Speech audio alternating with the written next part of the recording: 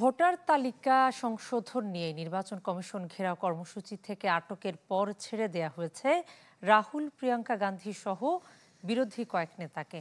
ক্ষমতাসীন বিজেপির সঙ্গে নির্বাচন কমিশনের আঁতাতের অভিযোগ তুলে সোমবার বিক্ষোভ কর্মসূচির ডাক দেয় কংগ্রেস সহ বিজেপি বিরোধী দলগুলো।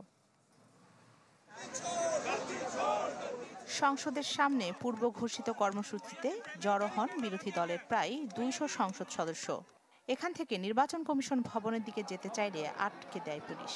আটক করে রাহুল, প্রিয়াঙ্কা গান্ধী সহ বিরোধী দলের কিছু নেতাকে। তোলা হয় বাসে। এ সময় রাহুল গান্ধী বলেন, এটি সংবিধান বাঁচানোর লড়াই। এই লড়াই রাজনৈতিক নয়, এই লড়াই সংবিধানের জন্য, এক ব্যক্তি এক ভোটের নীতির জন্য। আমরা চাই একটি পরিষ্কার ও স্বচ্ছ ভোটার তালিকা।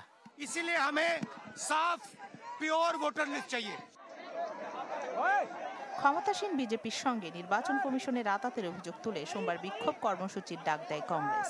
পুলিশের ভাষ্যমতে কংগ্রেস নেতাকর্মীদের অনেকেই ব্যারিকেড টপকানোর চেষ্টা করছিলেন। এ সময় বেশ কয়েকজনকে আটক করা হয়।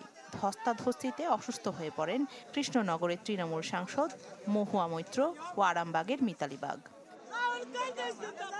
বিরোধী দলের এই কর্মসূচিকে গণতন্ত্রের প্রতি চরম অসম্মান বলছেন কেন্দ্রীয় মন্ত্রী ধর্মেন্দ্র প্রধান। लोकतंत्र में उनकी कोई लोक लाज बची नहीं। দেশে অরাজকতা ও অস্থিতিশীলতা তৈরি তাদের লক্ষ্য।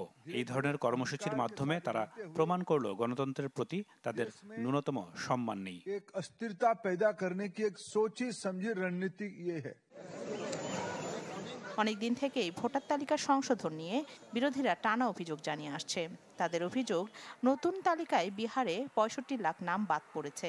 আশঙ্কা আছে ভোট চুরির। যদিও এ অভিযোগ উড়িয়ে দিয়েছে কমিশন। রাখি জেসমিন, চ্যানেল 24।